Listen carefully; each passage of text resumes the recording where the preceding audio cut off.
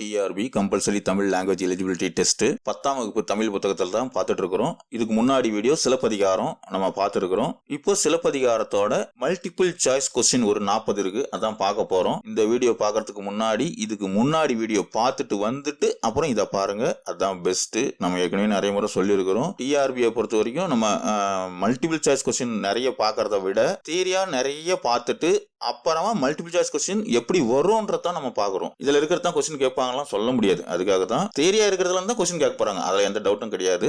Multiple choice கொஸ்டின்றது இப்படிதான் question வரலாம் கேட்கலாம் அப்படின்னு ஒரு மாடல் தான். இந்த வீடியோல நீங்க கொஸ்டின் பாருங்க, ஆப்ஷன் பாருங்க, எந்த ஆப்ஷன் சரி அப்படின்றத நீங்க முதல்ல எழுதுங்க, கையில எழுதுங்க. அப்புறம் ஆன்சர் பாருங்க, சரியா இருந்தா டிக் போட்டுக்கோங்க, தவறா இருந்தா அடிச்சுட்டு பக்கத்துல சரியான ஆன்சர் எழுதுங்க. ஏன்னா உங்க மனசுல நல்லா பதியும். அதுக்காக தான் வாங்க போலாம். சிலப்பதிகாரத்துல 40 கொஸ்டின். 1, சரியானவற்றை தேர்ந்தெடு. இடது பக்கம் பாத்தீங்கன்னா பாசவர், வாசவர், பல்நின விளைஞர், உமனர் அப்படின்னு இருக்கு. வலது பக்கம் வெற்றிலை விற்பவர்கள், நறுமண பொருட்கள் விற்பவர்கள், பல்வகை இறைச்சிகளை விலை கூறி விற்பவர்கள், உப்பு விற்பவர்கள்.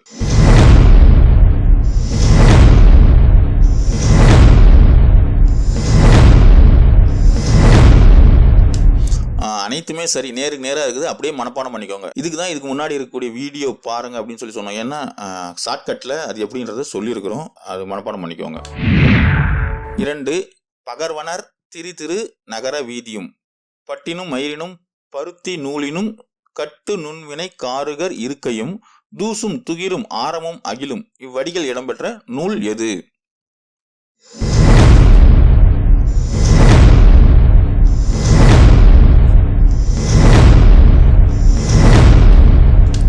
ஸோ இது நம்ம பார்த்தோன்னே கண்டுபிடிச்சிடலாம், சிலப்பதிகாரம் தான் அப்படின்றது. பாடல் நம்ம சிலப்பதிகாரத்தை சம்பந்தமானது பார்த்துருக்கிறதுனால நம்ம ஈஸியாக கண்டுபிடிச்சிடுறோம். எக்ஸாமுக்கு போனால் கன்ஃபியூஸ் ஆகும். இதில் ஏதாவது 2 லைன் கொடுத்து கேட்டுருவாங்க, நம்ம கன்ஃபியூஸ் ஆகும். அதனால இந்த நகர வீதி அதெல்லாம் வந்து சிலப்பதிகாரம் ஞாபகம் வச்சுக்கோங்க. இதில் இருக்கக்கூடிய எல்லா லைனுமே லைன் பை லைன் ஒவ்வொன்றும் ஒவ்வொரு அர்த்தம் இருக்குது. அது என்னன்றதை நீங்கள் மனப்பாடம் பண்ணிக்கோங்க. உதாரணத்துக்கு தூசுனா என்ன அப்படின்னு சொல்லி கேட்பாங்க, துகிர்னா என்னன்னு கேட்பாங்க, ஆரம்னா என்னன்னு கேட்பாங்க, அகில்னா என்னன்னு கேட்பாங்க. மனப்பாடம் பண்ணிக்கோங்க. 3, அதே பாடல் வரி, அந்த பாடலில் அமைந்த மோனையை எடுத்து எழுதுக.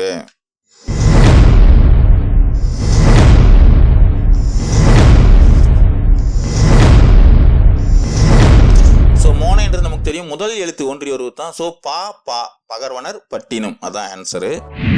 4, அதே பாடல் தான். இந்த பாடலை நான் முன்னே சொன்ன மாதிரி ஒவ்வொன்றும் ஒரு கொஸ்டின் தான். காருகர்னுடைய பொருள் என்ன?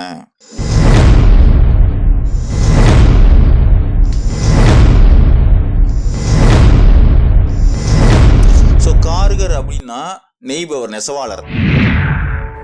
5, மூவேந்தர் பற்றிய செய்திகளை கூறும் நூல்.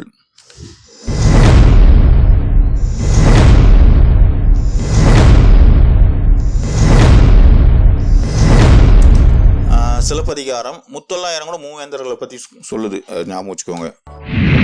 6, சிலப்பதிகாரத்தில் உள்ள காண்டங்கள்.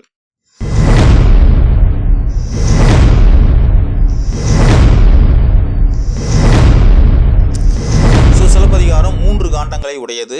என்னென்ன காண்டம்ன்றதை மனப்பாடம் பண்ணிக்கோங்க. 7, சிலப்பதிகாரத்தின் காதைகள்.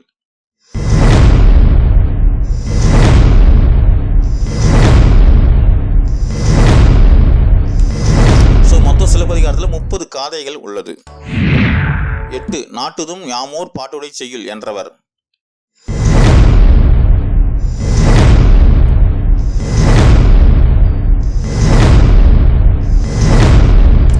அது வந்து இளங்கோவடிகள் தான். ஸோ இந்த நான் வந்து அந்த நூல் எழுதுறேன் அப்படின்னு சொல்லி சொன்னார், அதான் நாட்டுதும் யாமோர் பாட்டுடை செய்யுள். 9, சிலப்பதிகாரத்தோடு தொடர்புடைய காப்பியம்.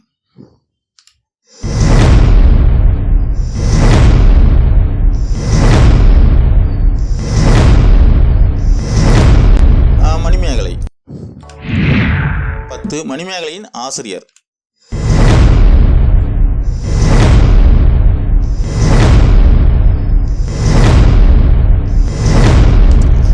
அது வந்து சீத்தலை சாத்தனார் தான் மணிமேகலை எழுதினாரு. சீத்தலை சாத்தனார் தான் சிலப்பதிகாரன்ற நூலை நீங்க எழுதுங்க அப்படின்னு சொல்லி இளங்கோவடிகளுக்கு சொன்னது. 11, இந்திரவிழா ஊரெடுத்த காதை அமைந்த காண்டம்.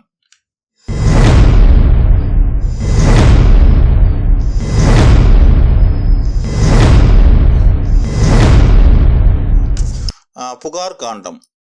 12 சிலப்பதிகாரத்தின் பெரும் பிரிவு.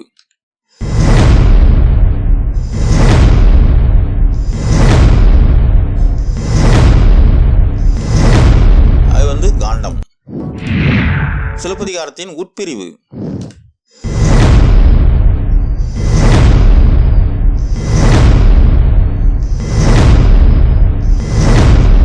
காதை. 14 சிலப்பதிகாரத்தில் வரும் தமிழ் நடை.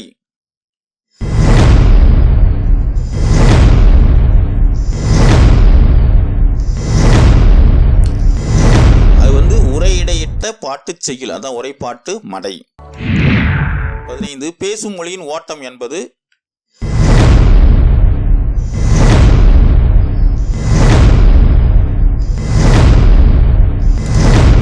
உரை.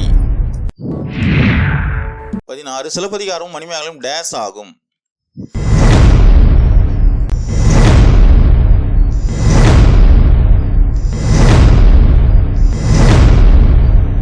அது ஒரு இரட்டை காப்பியம்.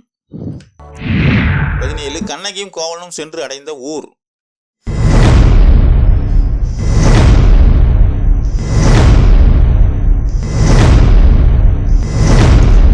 கொடும்பாளூர். 18 இளங்கோவடிகள் எந்த நாட்டைச் சேர்ந்தவர்?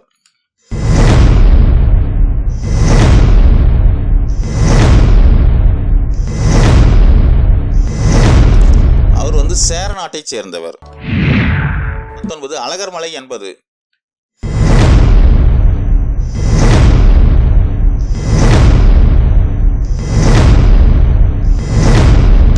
அழகர்மலை என்றது திருமால் குன்றம். 20 கோவலனையும் கண்ணகியும் அழைத்து சென்றவர்.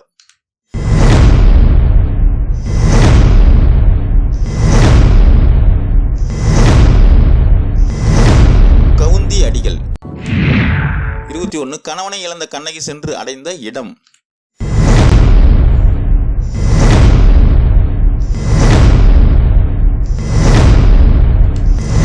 கடைசியா மதுரையெல்லாம் எரிச்சிட்டு வேங்கை காணலுக்கு போனாங்க. 22 பெருங்குணத்து காதலால் யார்?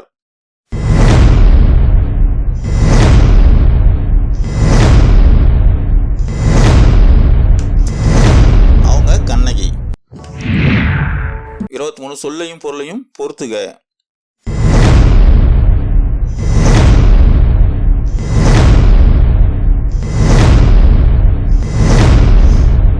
தூசுன்னா பட்டு, துகிர்னா பவளம், வெறுக்கைனா செல்வம், நொடை அப்படின்னா விலை. இதுக்கு எல்லாமே ஷார்ட்கட் கீ முன்னாடி வீடியோவில் சொல்லியிருக்கோம், பார்த்துக்கோங்க. 24 மருவூர் பாக்கம் அமைந்த நகரம்.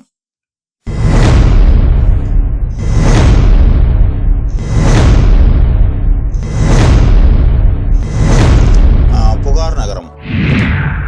25 மண்ணீட்டாளர் என குறிக்கப்பெறுபவர்.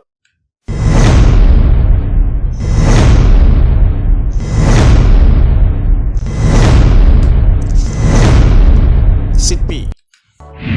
26 கூலம் குவித்த. இதில் கூலம் என்பதன் பொருள்.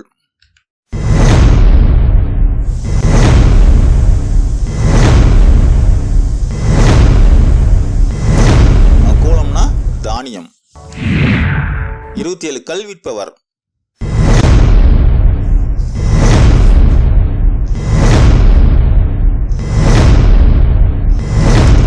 வளர்ச்சியர். கல்விப்பவர்கள் வளர்ச்சியர். உமனர்கள் உப்பு விற்கிறவங்க. கல்விப்பவர்கள் வளர்ச்சியர். பொறுத்துக.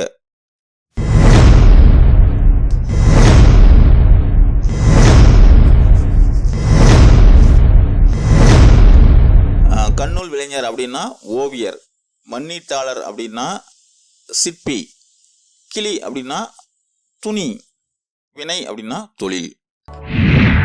29 பொருந்தாத சொல் எது?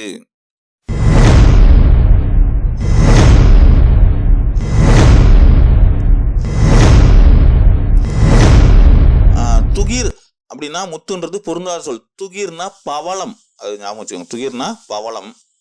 ஸோ இதுதான் பொருந்தாது. மீதி எல்லாமே அப்படியே மனப்பாடம் பண்ணிக்கோங்க. நேராக இருக்கிறது எல்லாமே ரைட்டு, மனப்பாடம் பண்ணிக்கோங்க. 30 சரியாக பொருந்திய சொல் எது?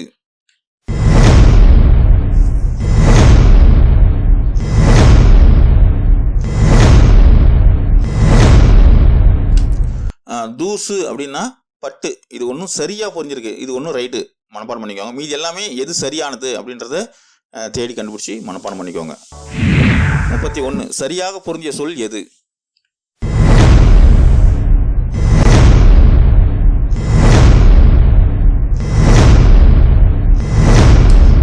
வெறுக்கை அப்படின்னா செல்வம் அப்படின்றது சரி, மீதி எல்லாமே தவறா பொருந்தி இருக்குது. இதுக்கு எல்லாத்துக்குமே எதுக்கு சரியான ஆன்சர், என்ன சரியான ஆன்சர் அப்படின்றது தேடி கண்டுபிடிச்சிக்கோங்க, முன்னாடி வீடியோவில் இருக்குது. 32 பருத்தி நூலினும் கட்டுக்கு நுண்வினை காருகர் இருக்கையும் இவ்வடியில் காருகர் என்பதை சுட்டும் சொல்.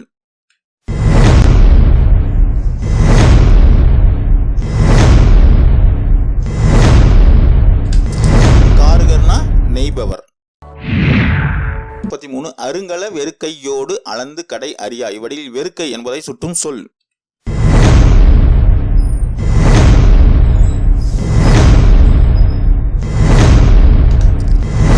வெறுக்கைனா செல்வம். 34 ஓசுனர் செறிந்த ஊன் மலி இருக்கையும் இவ்வடியில் ஓசுனர் என்பதை சுட்டும் சொல்.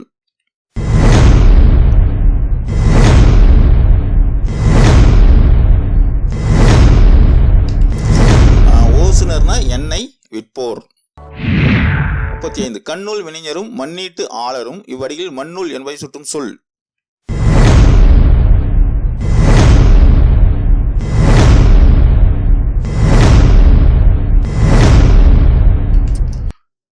சிற்பி மண்ணுள்னா சிற்பி. 36 வண்ணமும் சுண்ணமும் தன் அருஞ்சாந்தமும் இவ்வடியில் அமைந்த நயம்.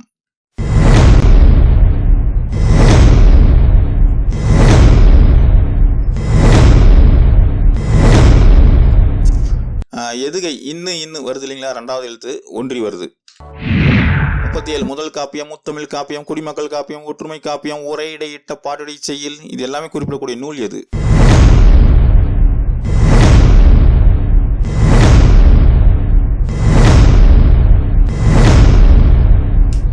இது எல்லாமே தனித்தனியா கேட்பாங்க, இந்த மாதிரி ஒன்னா கேட்க மாட்டாங்க, தனித்தனியா கேட்கறதுக்கு வாய்ப்பு இருக்குது. ஒற்றுமை காப்பியம் என்பது எதை குறிக்கிறது, அல்லது ஒற்றுமை காப்பியம் என்றால் என்ன, முத்தமிழ் காப்பியம் எது, குடிமக்கள் காப்பியம் என அழைக்கப்படுவது எது, உரையிடையிட்ட பாட்டு செயல் எது, இல்லை சிலப்பதிகாரம் கீழ்கண்ட எதை குறிக்கிறது, உரையிடையிட்ட பாட்டுடை செயல் அந்த மாதிரி. ஸோ ஆன்சர் வந்து சிலப்பதிகாரம். 38 குழலினும் யாழினும் குரல் முதல் ஏழும் வலுவின்றி இசைத்து இவ்வடியில் சுட்டப்படும் ஏழு இசை.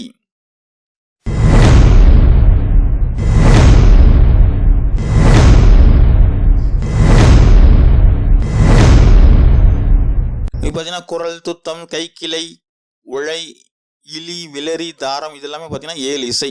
சரிகம பதனின்றது அது 7 இசை இல்லை, 7 ஸ்வரங்கள்.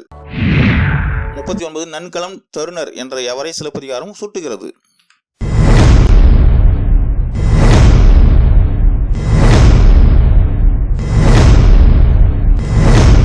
ரத்தனம் முதலான அணிகலன்களில் வேலை செய்யறவங்க பேர் அது நன்களம் அப்படின்றவர்.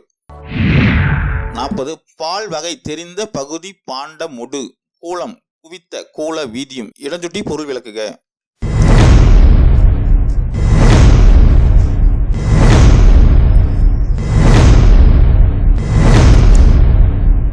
இதுக்கு ஆப்ஷன் கொடுக்கல, இந்த மாதிரி கொடுத்துட்டாங்கனாக்க சிலப்பதிகாரத்தில் இருக்கக்கூடிய புகார் காண்டத்தில் இந்திரவிழா காதையில் இருக்கக்கூடியது தான் இந்த வரி.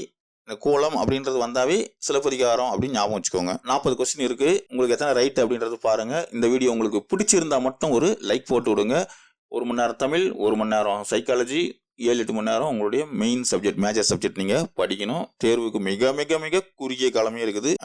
இந்த ஆண்டு எப்படியாவது முதுகலை ஆசிரியராக பதவியில் அமரணும். அரசு வேலை பெறுவது நம்ம லட்சியம், அதை அடைந்தே தீர்வோம். நன்றி.